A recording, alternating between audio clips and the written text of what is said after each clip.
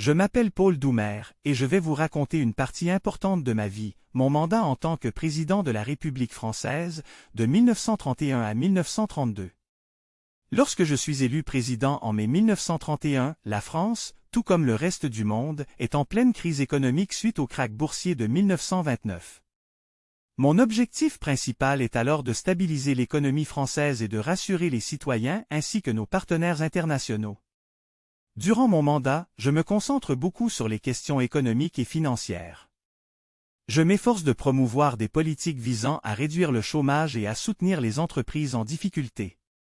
Cependant, les défis sont immenses et les critiques nombreuses. Je suis souvent confronté à la résistance de divers groupes politiques et sociaux qui désapprouvent mes méthodes ou trouvent que les réformes ne vont pas assez loin.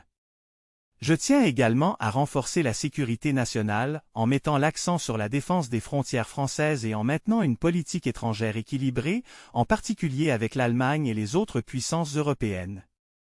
Les tensions internationales sont palpables et je dois naviguer avec prudence pour maintenir la paix et la stabilité. La politique coloniale est aussi une question importante de mon mandat.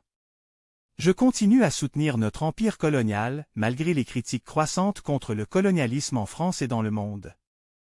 Les mouvements de libération nationale dans nos colonies deviennent de plus en plus actifs et je dois gérer ces crises avec une main ferme, tout en essayant de présenter une image de la France respectueuse des droits des peuples à l'autodétermination. Ma présidence est tragiquement écourtée. Le 6 mai 1932, lors d'un événement à l'hôtel Salomon de Rothschild, je suis assassiné par Paul Gorgulov, un émigrant russe qui prétend agir pour des raisons politiques. Mon assassinat choque la nation et laisse la France dans l'incertitude et le deuil. Ainsi se termine mon récit, un chapitre sombre mais significatif de l'histoire de France, marqué par des défis économiques, sociaux et politiques, ainsi que par mon engagement à servir le pays jusqu'à mon dernier souffle.